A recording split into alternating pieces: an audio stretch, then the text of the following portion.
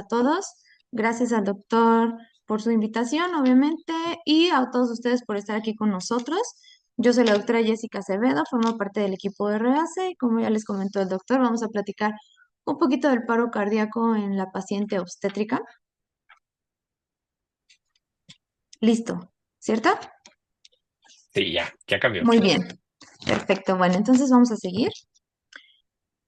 Igualmente les voy a dar una introducción, como ya estaba comentando el doctor hace un momento. ¿Cuál es la importancia de que hablemos de una paciente obstétrica? Me gustaría empezar con esto porque pues tengo muchos colegas anestesiólogos que no les gusta el manejo de las pacientes obstétricas, ¿no? Pero igual tenía yo un adscrito en la residencia que siempre me decía, las embarazadas son las que te van a dar de comer. Siempre en el ámbito privado y en las instituciones, siempre hay una embarazada por ahí. Entonces, imagínense la situación donde de por sí ya es caótico cuando no sabemos controlar el caso de un paciente en paro cardíaco. Ahora, agregarle todos estos factores anatomofisiológicos que la paciente va a presentar, eso nos puede complicar muchísimo más el panorama. Entonces, me parece que es un tema que todos debemos dominar porque nunca sabemos cuándo vamos a tener una paciente obstétrica. A pesar de que su incidencia es baja, tenemos que sucede de un paciente a 200, a 12,000, perdón, o hasta 36,000 pacientes, dependiendo de la bibliografía que ustedes revisen. Es 4 veces menos probable que suceda que en una mujer no embarazada. Sin embargo, esto ha estado aumentando por todas las comorbilidades que ya estamos presentando, sobre todo la obesidad, que es un factor que no solo en México está afectando globalmente. Pero afortunadamente, como ustedes ya han podido ver en algunos webinars pasados, el que nosotros tengamos el evento controlado dentro de un hospital ayuda a que la sobrevida llegue a ser hasta del 60%. Sin embargo, la presentación tan súbita que puede tener este caso y que pone en riesgo dos vidas, no solo una, es lo que nos debe de ayudar a que tengamos bien priorizada esta situación. En el NAP7, que ya deben de conocerlo, es un estudio que se hace del paro cardíaco perioperatorio. El más reciente fue en el 2023 y nos comenta que de una población de 188,500 pacientes que fueron sometidas a cesárea, 22 de ellas presentaron un paro cardíaco intraoperatorio y de 113,500 pacientes que se les puso una analgesia obstétrica, dos de ellas pudieron presentar paro. ¿Por qué comento esta situación? Porque eso quiere decir que no solo tenemos que estar atentos de que, pues es que a mí no me tocó la cesárea, no importa.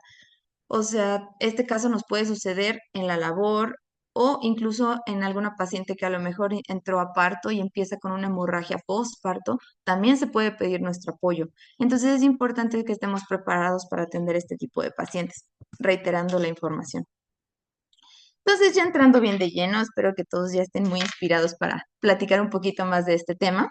Los objetivos que vamos a tener en esta charla, antes que nada, saber todos los cambios fisiológicos que la paciente nos va a presentar para que podamos manejarlos y atenderlos oportunamente. Vamos a identificar también las causas de paro más comunes en la paciente embarazada. Nos vamos a familiarizar con los algoritmos actualizados y pues obviamente, como también platicó ya un poquito del doctor con nosotros, vamos a identificar la importancia del equipo multidisciplinario en este tipo de pacientes. Después de esto, vamos a dar un breve resumen con los puntos claves que debemos llevarnos a casa enfocados en este tipo de pacientes obstétricas. Ahora bien, vamos a empezar por algo muy sencillo que va a ser la definición. Esta definición, de acuerdo al European Resuscitation Council, nos comenta que va a ser cualquier evento de paro que pueda tener una paciente en el embarazo y hasta 6 semanas después de que ya tuvo su parto. Esto no va a modificarse de acorde al ritmo que va a presentar la paciente. ¿Qué quiere decir? Que debemos recordar que este paro circulatorio puede o no tener un movimiento cardíaco y se le va a dar la misma atención.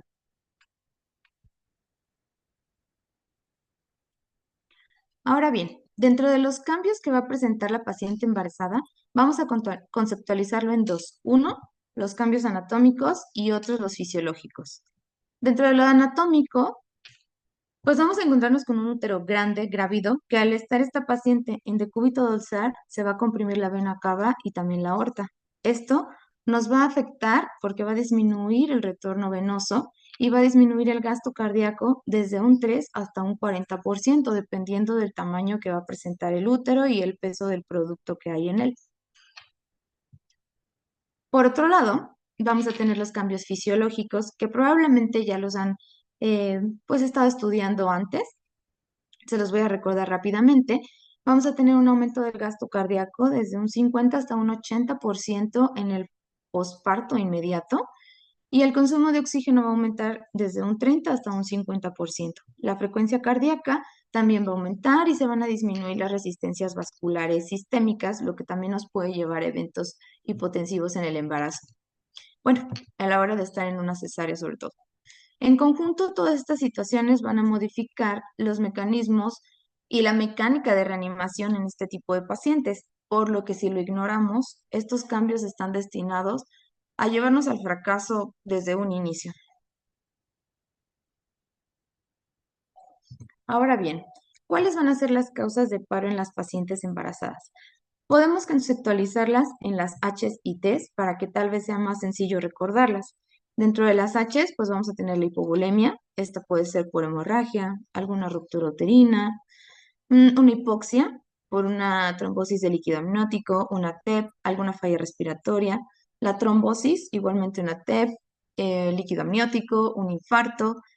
Y aquí le vamos a agregar, como ya sabemos, en el intrahospitalario, vamos a poder agregarle las causas anestésicas, ya sea un bloqueo alto o una toxicidad por anestésicos locales.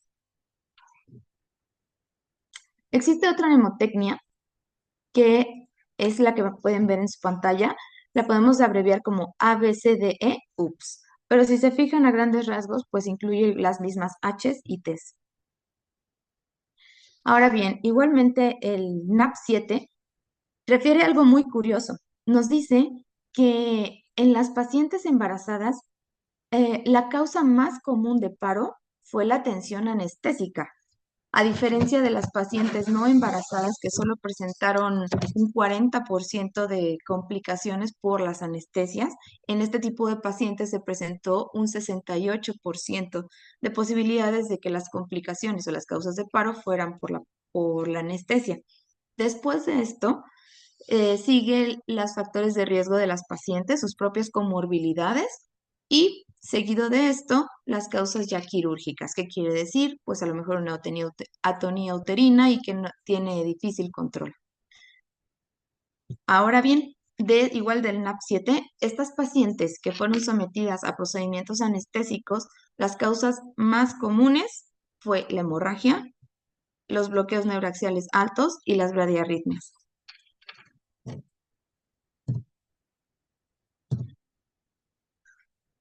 Entrando de lleno al algoritmo, que realmente es lo que más nos compete en esta charla, históricamente los resultados maternos que se tenían eran malos, principalmente porque el manejo del paro cardíaco en las mujeres embarazadas no era óptimo ni estaba estandarizado. Aproximadamente hasta 1990 se empezó a estandarizar y se empezó a tratar de protocolizar estas situaciones en el embarazo. Ahora que ya está realmente protocolizado, pues es fundamental que estemos preparados para reaccionar en estos eventos de crisis. Lo ideal, obviamente, siempre va a ser evitarlo, pero si se presenta, debemos estar listos para enfrentarlos. Entonces, aquí podemos ver en esta imagen de su lado derecho, pues cómo la causa de la anestesia fue muy relevante en este tipo de pacientes. En el algoritmo que pueden ver del lado derecho, lo vamos a ir desmenuzando poco a poco, pero como pueden ver, ya está estructurado para que ustedes lo puedan manejar en un evento de paro. Lo que podemos ir recalcando de este algoritmo, para empezar, es que tenemos 5 minutos de oro que van a decidir el curso de nuestra reanimación y que requerimos acciones simultáneas, como pueden ver aquí, de todo nuestro equipo de reanimación para que esto pueda tener una buena organización y hacer la diferencia en la paciente. La sobrevida va a depender de la integración de nuestro equipo. ¿Qué quiere decir esto? Que todos sepamos actuar y que ninguno se estorbe el uno al otro para poder darle una buena atención a la paciente. Recuerden, es importante saber que es probable que esto solo nos ocurra una sola vez en la vida. Entonces debemos estar mentalmente preparados para este momento de estrés. Entonces vamos a comenzar a desmenuzar todo este algoritmo que les acabo de comentar. Se nos presenta una paciente embarazada en paro cardíaco. Lo primero que tenemos que hacer, como en todos los casos, es pedir ayuda. Activar nuestro equipo de respuesta inmediata, nuestro código azul, código ERI o como lo tengan estandarizado en su hospital. Pedir el carro rojo, el carrito de paro y inmediatamente pues iniciar el manejo del RCP. Mientras una parte del equipo va a estar en esta parte manual de la reanimación, el líder y el colíder, que normalmente son los anestesiólogos, ya deben de estar analizando cuáles van a ser las causas que llevaron a esta paciente a paro. ¿Cómo vamos a dar esas compresiones? La paciente debe de estar en supino y en una superficie firme. Incluso algunas bibliografías marcan que si la paciente estuviera sobre un colchón inflable, hay que desinflar ese colchón para que tengamos una superficie firme. ¿Por qué? Porque esto va a mejorar la calidad de las compresiones, tanto la profundidad y el manejo de la misma a la hora de estar haciendo la fuerza. También se sugiere que no se use la cuña, porque igualmente el estar ocupando la cuña puede afectar la posición de donde van a estar nuestras manos, desplazar un poco el corazón ligeramente hacia la izquierda y entonces las compresiones igualmente no van a ser efectivas. Si la paciente tiene más de 20 semanas de gestación o el fondo uterino llega a superior del ombligo o rebasa el ombligo, ya tenemos que hacer una maniobra que es el desplazamiento uterino. Este desplazamiento uterino manual se puede hacer de dos formas, con una o con dos manos. Y esto nos va a ayudar a liberar la aorta y la cava, mejorando así el retorno venoso y el gasto cardíaco a la hora de estar haciendo nuestras compresiones. Si hacemos la maniobra con dos manos, como pueden ver de su lado derecho, pues vamos a desplazar ligeramente hacia arriba y hacia la izquierda el útero. Entonces, imagínense que tienen el escenario y uno de ustedes va a tener que estar únicamente encargado de agarrar y desplazar el útero. Entonces, ya tenemos nuestro útero desplazado, como podemos ver aquí, es el número 1. Después de esto vamos a pasar a las compresiones. Estas compresiones deben de ser efectivas, que quiere decir que sean de 100 a 120 por minuto, con una aproximada profundidad de 5 centímetros y permitiendo la reexpansión torácica con la mínima cantidad de interrupciones. Como pueden ver, aquí nos marca la imagen que menos de 10 segundos deben de ser esas interrupciones, entonces hay que aprovechar completamente el tiempo que vayan a ocupar para esas interrupciones.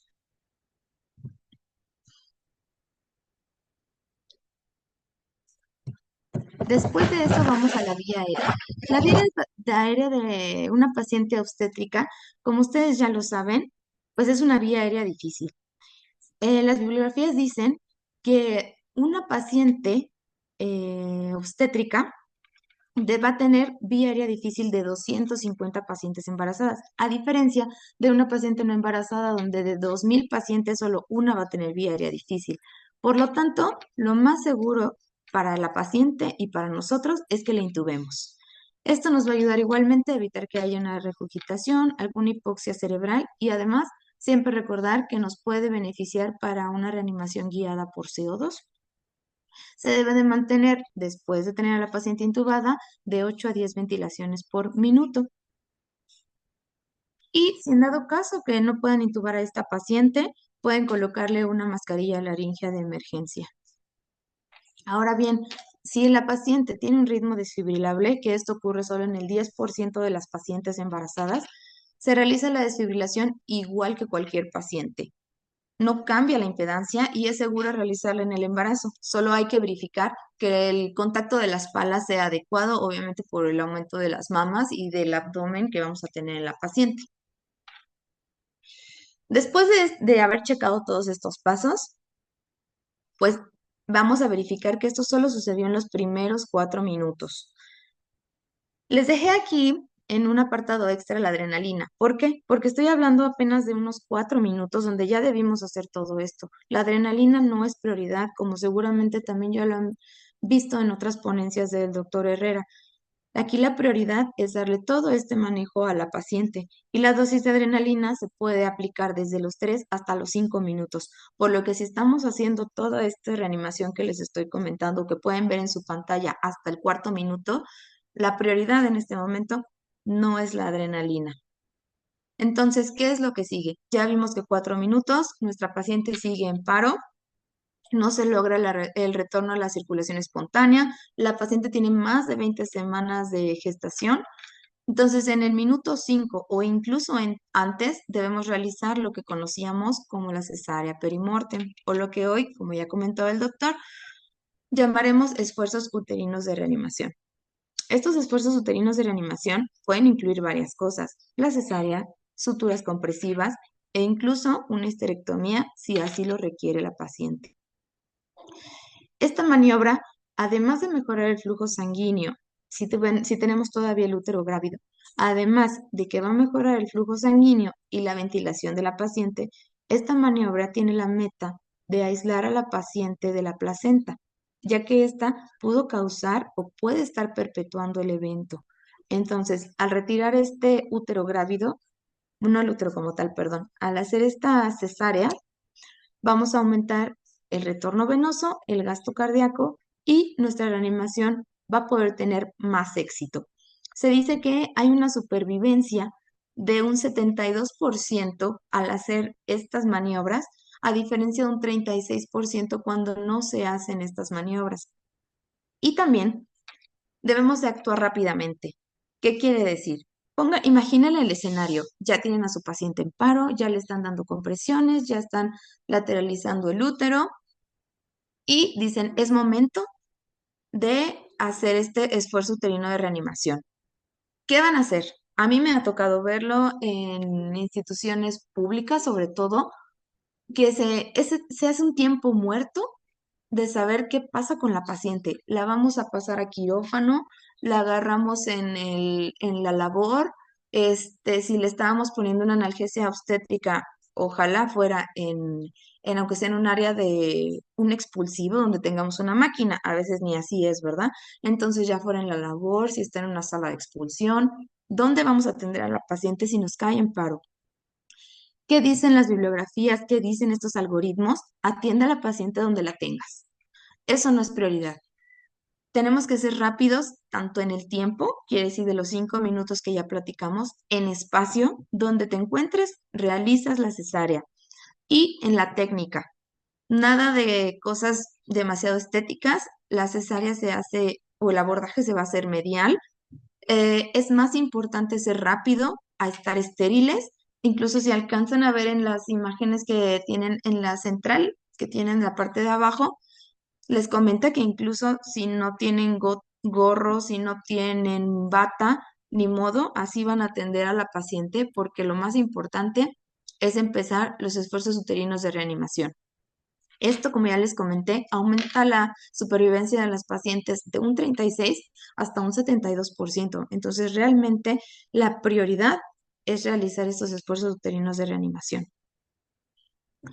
Si ustedes manejan todo este protocolo como lo estamos comentando, hay una supervivencia materna de un 35 de antes que no estaba tan protocolizado, hasta ahora un 61%, tomándose todas estas maniobras en menos de 5 minutos. Y la supervivencia neonatal de un 70 mejora hasta un 96%.